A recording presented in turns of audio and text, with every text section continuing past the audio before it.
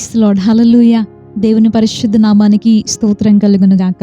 ఈ యొక్క మంచి ఉదయకాల సమయంలో ఉదయకాల మన్నా ద్వారా నా మాటలు వింటున్న మీ అందరికీ కూడా ప్రభువైన యేసుక్రీస్తు వారి నామంలో ప్రత్యేకమైన వందనాలు తెలియజేస్తూ ఉన్నాను. పరిశుద్ధ గ్రంథంలో నుండి ఒక మాటను మనం ఇలా చదువుకుందాం రండి. నిర్గమకాండ గ్రంథము 14వ అధ్యాయం 31వ వచనాన్ని నేను చదువుతున్నాను. యెహోవా ఐగుప్తీయులకు చేసిన గొప్ప కార్యమును ఇశ్రాయేలీలు చూచిరి గనుక ఆ ప్రజలు యెహోవాకు భయపడి యెహోవా యందునో ఆయన సేవకుడైన మోషే యందునో నమ్మకం ఉంచిరి. దేవునికి స్తోత్రం, హల్లెలూయా. మనం చదువుకున్న ఈ యొక్క వచన భాగంలో ఇశ్రాయేలు ప్రజలు మనకి కనిపిస్తూ ఉన్నారు. మనందరికీ ఈ విషయము తెలుసు.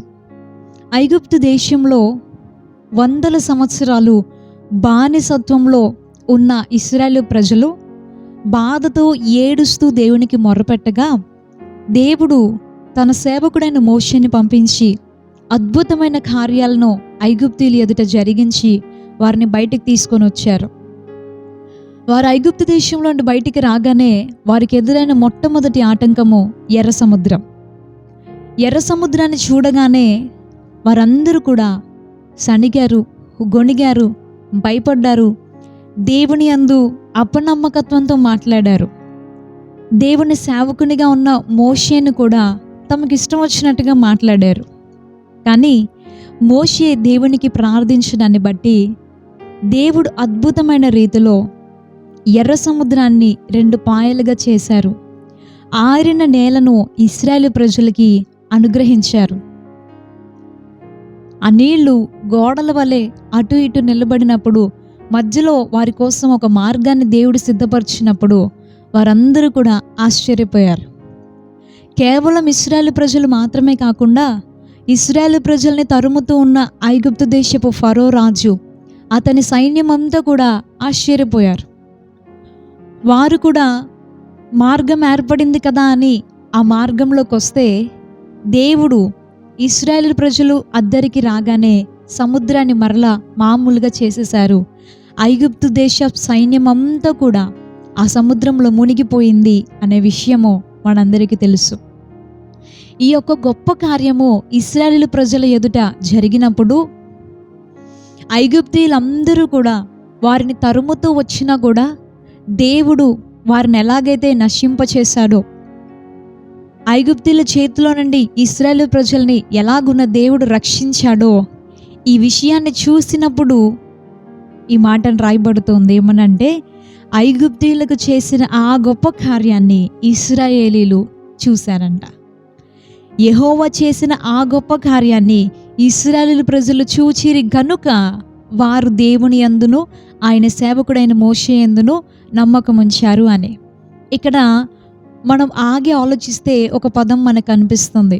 ఏంటి అంటే, ఒక గొప్ప కార్యాన్ని వారు ఆ సమయంలో చూశారు గనుక వారు దేవుని యందు నమ్మిక ఉంచారు. ఆయన సేవకుడిగా ఉన్న మోషే యందు నమ్మిక ఉంచారు. ఒకవేళ ఆ గొప్ప కార్యం జరగకపోతే వారి పరిస్థితి ఎలా ఉంటుంది అని అంటే మనందరికీ తెలిసిన విషయమే. ఇందాక ఆల్రెడీ మనం చెప్పుకున్నాం. ఎర్ర సముద్రాన్ని చూడగానే వాళ్ళు చేసిన మొట్టమొదటి పని ఏంటి అని అంటే దేవుని మీద, మోషే మీద సనగడము, గొణగడం ప్రారంభించారు. ఐగుప్తులో సమాధులు లేవు అని మమ్మల్ని ఇక్కడి వరకు తీసుకొచ్చావా? మమ్మల్ని ఇక్కడ చంపాలని తీసుకొచ్చావా? మేము తిరిగి మళ్ళీ ఐగుప్తులకి దాసులం అయిపోతాము, మా వెనకాల వాళ్ళు తరుముతో వస్తున్నారు కదా అని రకరకాలుగా మాట్లాడారు. ఇంకొకసారి మనం ముందుకెళ్ళి చూస్తే ఈ ఎర్ర సముద్రాన్ని దాటారు. వాళ్ళు దేవుని యందు నమ్మిక ఉంచారు, దేవుని స్తుతించారు. 15వ అధ్యాయంలో మనం చదవగలం. తంబురుతోనూ సితారతోనూ ఇంకా వాయిద్యాలను తీసుకొని పాటలు పాడుతూ యెహోవా గొప్పవాడు, బలవంతుడు, ఆయన పరాక్రమశాలి, ఆయన పరాక్రమ కార్యాలు చేస్తాడు అని దేవుడు ఎంతో స్తుతించారు, ఆరాధించారు, గణపరిచారు. కానీ ఈ ఎర్ర సముద్రాన్ని దాటిన తర్వాత వారు కొంచెం దూరం వెళ్ళాక వాళ్ళకి నీళ్ళు అయినాయి బాగా. అప్పుడు మారా అనే ఒక స్థలంలో వాళ్ళకి నీళ్లు కనిపించాయి. అక్కడికి వెళ్ళి ఆశతో ఆ నీళ్లు తాగగానే ఆ నీళ్లు చేదుగా ఉండడాన్ని బట్టి వాళ్ళు వెంటనే దేవుణ్ణి సనగడం ప్రారంభించారంట. అచ్చట వారికి నీళ్లు దొరకలేదు. అంతలో వారు మారాకు చేరిరి. మారా నీళ్లు చేదైనవి గనుక వారు ఆ నీళ్లు త్రాగలేకపోయిరి. అందువలన దానికి మారా అను పేరు కలిగెను. ప్రజలు మేమేమి త్రాగుదమని మోషే మీద సణుగు కొనగా, దేవుని యొక్క గొప్ప కార్యాన్ని చూసి దేవుణ్ణి సంతోషంగా స్తుతించి కొంచెం దూరం వెళ్ళగానే నీళ్లు దొరకలేదని, దొరికిన నీళ్లు కూడా చేదుగా ఉన్నాయని మోషే మీద సనగడం ప్రారంభించారు. నాకు ఒక్కొక్కసారి ఆశ్చర్యం అనిపిస్తుందండి. లోకంలో ఎవ్వరు చూడనటువంటి గొప్ప గొప్ప కార్యాలు ఇశ్రాయేలు ప్రజలు చూశారు. కానీ ఆ కార్యం ఎప్పుడైతే వాళ్ళు చూస్తారో కేవలం ఆ సమయంలో మాత్రమే వాళ్ళు దేవుని యెడల నమ్మకంగా ఉన్నారు, దేవుని యందు విశ్వాసంతో ఉన్నారు. మరలా వారికి ఏదైనా సమస్య రాగానే వారు చేసే మొట్టమొదటి పని సనగడం, గొనగడం, అవిశ్వాసంతో మాట్లాడడం. కీర్తనల గ్రంథంలో రాయబడి ఉంటుంది, ఆయన కార్యములను వారు వెంటనే మర్చిపోయారు అని. అవును, ఈ రోజుల్లో కూడా చాలామంది క్రైస్తవులు, విశ్వాసులు ఎలా ఉన్నారు అని అంటే, దేవుడు మన జీవితంలో ఏదైనా ఒక గొప్ప కార్యం చేస్తే, 1,00,000 రూపాయలు అప్పు నుండి విడిపిస్తే, ఒక మంచి ఇల్లు దేవుడు మనకు అనుగ్రహిస్తే, లేదా ఇది జరగదు అనుకున్న కార్యాన్ని దేవుడు ఏదైనా జరిగిస్తే, బలహీనతతో మనమో మన పిల్లల్లో మన కుటుంబస్తులో ఎవరో హాస్పిటల్లో ఉండి ఇంక అయిపోయింది అనుకున్న స్టేజ్లో నుండి, మరణ పంచుల్లో నుండి దేవుడు వాళ్ళని బయటకు తీసుకొని వస్తే, ఆ టైంలోనో ఏదైనా ఒక దేవుడు గొప్ప కార్యం చేసినప్పుడు మాత్రము ఆయన యందు బాగా నమ్మకం ఉంచుతారు, ఆయన సేవకుల యందు బాగా నమ్మకం ఉంచుతారు, నమ్మకంగా దేవుని సన్నిధికి వస్తారు. ఆ టైంలో చాలా తీర్మానాలు కూడా చేస్తారు. ప్రభువా, నేను ఇక నుండి అలా ఉంటాను, ఇలా ఉంటాను, ఉదయకాలం ప్రార్థన చేస్తాను, ప్రతి ఆదివారం క్రమం తప్పకుండా మందిరానికి వెళ్తాను, వారంలో నాకు సమయం దొరికినప్పుడల్లా నీ సన్నిధిలో గడుపుతాను, ప్రతిరోజు కుటుంబ ప్రార్థన చేస్తాము, వ్యక్తిగత ప్రార్థన చేస్తాము, ప్రతిరోజు నీ వాక్యాన్ని ధ్యానిస్తాను, ఇంకా నా రాబడిలో దశంభాగాన్ని నేను తప్పకుండా నమ్మకంగా ఇస్తాను, నీ సన్నిధి విషయంలో నేను నిర్లక్ష్యంగా ఉండను. ఇంకా మనం ఇలా ఆలోచించుకుంటూ వెళ్తే మనం ఏమేం తీర్మానాలు చేసి ఉన్నామో అవి మనకు గుర్తొస్తాయి. కానీ ఆ కొన్ని రోజులే నమ్మకంగా ఉంటారు. ఆ తర్వాత మరలా యథావిధిగా నిర్లక్ష్యం, మరలా యథావిధిగా కుదిరినప్పుడు చూద్దాంలే, అవసరమైతే వెళ్దాంలే, చేయకపోతే ఏమైందిలే, దేవుడు అన్నీ పట్టించుకుంటాడంటారా? మనం ఆలోచిస్తే కొన్నిసార్లు మనకు ఆశ్చర్యం కూడా అనిపిస్తుంది. వీళ్ళు శ్రమలో ఉన్నప్పుడు ఎంత నమ్మకంగా ఉన్నారో కదా, శ్రమలో ఉన్నప్పుడు ఎంత బాగా దేవునికి మొర్ర పెట్టారో కదా, అది ఈ సమయంలో ఎందుకు లేదు అని అంటే, దేవుడు చేసిన గొప్ప కార్యాన్ని వీరు మర్చిపోయారు కాబట్టి. ప్రియ స్నేహితుడా, ఒక మాటను ఈ ఉదయకాలం పరిశుద్ధాత్మని సహాయంతో మనం నేర్చుకోవాలి. ఏంటి అంటే, మన విశ్వాసము ఇశ్రాయేలు ప్రజల్లాగా ఒక కార్యాన్ని చూసినప్పుడు ఉండేదిగా కాదు, కానీ ఆయన దేవుడు కనుక, మనం ఆరాధించే దేవుడు సజీవుడు కనుక, ఆయన నిజమైన దేవుడు కనుక ఆయన మనం నమ్మాలంతే.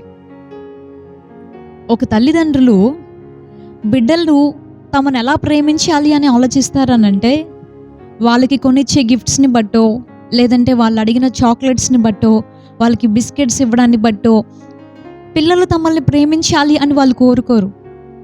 తల్లిదండ్రులు బిడ్డల దగ్గర నుండి ఏం ఆశిస్తారు అని అంటే, మేము ఏది కొనివ్వగలిగినా, ఏది ఇవ్వలేకపోయినా, మేము బలహీనతలో ఉన్నా, ఇబ్బందిలో ఉన్నా, మేము వృద్ధాప్యంలో ఉన్నా, కేవలం వాళ్ళకి సహాయం చేయగలిగినప్పుడు మాత్రమే కాదు, వాళ్ళకి ఏ సహాయం చేయలేనటువంటి వృద్ధాప్యంలో ఉన్నప్పుడు కూడా బిడ్డలు మమ్మల్ని ప్రేమించాలి, మమ్మల్ని తల్లిదండ్రులుగా గుర్తించి వారు మమ్మల్ని ప్రేమించాలి, కానీ మేమిచ్చే దాన్ని బట్టి కాదు అని మనం కోరుకుంటాంగా.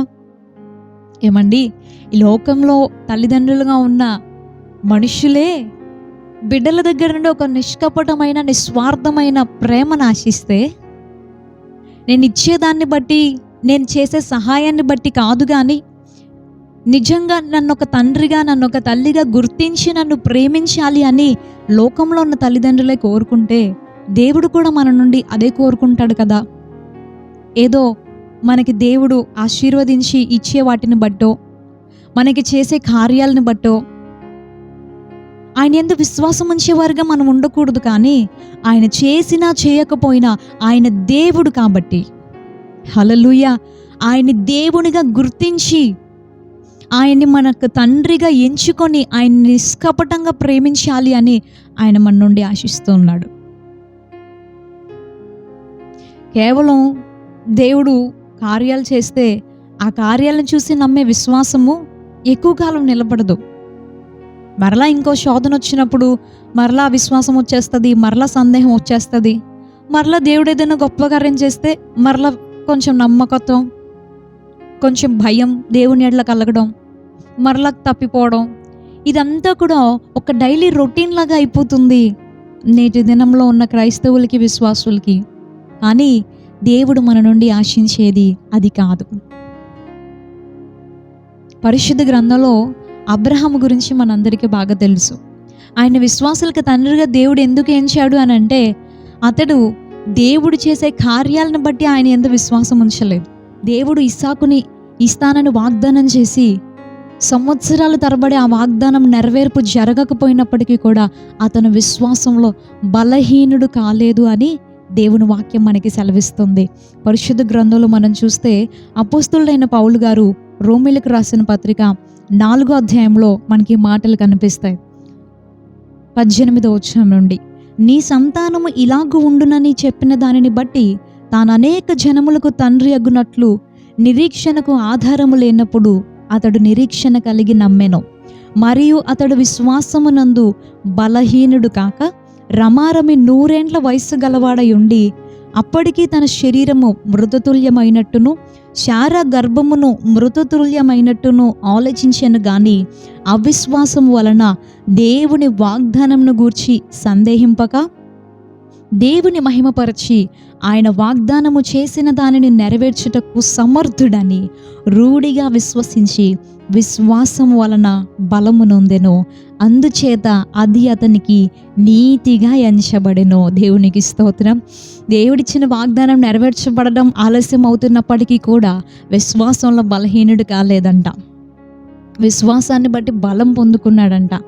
దేవుడు వాగ్దానం చేశాడంటే నెరవేర్చడానికి సమర్థుడు అని నమ్మాడంట. అంతేకాదండి, దేవుడు ఇస్సాకుని ఇచ్చిన తర్వాత నేను నీకు ఇచ్చిన ఇస్సాకును తిరిగి నాకు ఇవ్వు అని అడిగినా కూడా దేవుని యందు అతను ఏమాత్రం అపనమ్మకత్వంలోకి వెళ్ళలేదు, కానీ అతడు విశ్వాసంలోనే కొనసాగాడు. హల్లెలూయా. దేవుడిచ్చిన బిడ్డను తిరిగి ఆయనకి ఇవ్వడానికైనా సిద్ధమయ్యాడు, కానీ దేవుని యందు విశ్వాసంలో మాత్రం ఒక్క అడుగు కూడా ఆయన వెనక్కి వేయలేదు. ఈ సమయంలో మనల్ని మనం ఆలోచన చేసుకోవాలి, మన విశ్వాసం ఎలా ఉంది? కార్యాలను బట్టి ఆయన యందు విశ్వాసం ఉంచుతున్నామా? ఆయన చేస్తాడు, ఆయన ప్రేమ గలవాడు కనుక తల్లిదండ్రులు ఎలా అయితే పిల్లలకు ఏ సమయానికి ఏం అవసరమో ఎలా అయితే పట్టించుకొని సహాయం చేస్తారో, తమ ప్రేమను ఎలాగైతే క్రియల్లో వ్యక్తపరుస్తారో, అలాగే దేవుడు కూడా మనకి కార్యాలు చేస్తాడు, మన అవసరతలు తీరుస్తాడు. కానీ మనం ఆయన ఎలా ప్రేమించాలని ఆయన కోరుకుంటున్నాడంటే, ఆయన కార్యం చేసినప్పుడు ఆయన యందు విశ్వాసం ఉంచి తర్వాత తొలగిపోయేవారిగా కాదు, కానీ ఆయన దేవుడు గనుక దేవుని దేవునిగా గుర్తించి ఆయన యందు విశ్వాసంలో మనం వృద్ధి చెందేవారిగా ఉంటే తప్పక ఆయన మనల్ని ఆశీర్వదిస్తాడు. దైవాశీర్వాదాలు మనకుండునుగాక. ప్రార్థన చేసుకుందాం. పరిశుద్ధుడ, ప్రేమగల తండ్రి, నీకు వందనాలయ్యా. ఈ మంచి ఉదయకాల సమయంలో నీ సన్నిధిలో చేరి కొన్ని నిమిషాలు ఈ వాక్యాన్ని ధ్యానించే కృపను మాకు ఇచ్చారు. వందనాలు ప్రభువా. ఇశ్రాయేలు ప్రజల వలె మేము కూడా కార్యాలను చూసినప్పుడు నీ యందు విశ్వాసం ఉంచి మరలా సమస్య రాగానే నీ యందు అపనమ్మకత్వంగా సొణిగి గొణిగే వారిగా మేము ఉండకూడదు, కానీ విశ్వాసంలో సడలిపోయే వారిగా మేము ఉండకూడదు. కానీ దేవా, నీవు కార్యములు చేసినా చేయకపోయినా నీవు దేవుడవు కనుక నిన్ను దేవునిగా గుర్తించి నీ యందు విశ్వాసం ఉంచుటకు మాకు కృపను దయచేయండి. దినదినము మమ్మల్ని విశ్వాసంలో వృద్ధి పొందించండి. అబ్రహాం వలె విశ్వాసంలో బలహీనము కాక విశ్వాస బలముతో ముందుకి కొనసాగే కృపను దయచేయండి. ప్రతి సమస్యను ఎదుర్కొని జయించగలిగిన బలమైన విశ్వాసపు శక్తిని మాకు దయచేయమని ఈ ప్రార్థనలో నాతో ఏకీభవిస్తున్న ప్రతి బిడ్డను, వారి కుటుంబాలను దీవించమని వేడుకుంటూ యేసు నామములో ఈ ప్రార్థన అడుగుతున్నాం తండ్రి. Amen, amen. ప్రభువైన యేసుక్రీస్తు వారి నామంలో మరొకసారి మీ అందరికీ వందనాలు తెలియజేస్తున్నాను.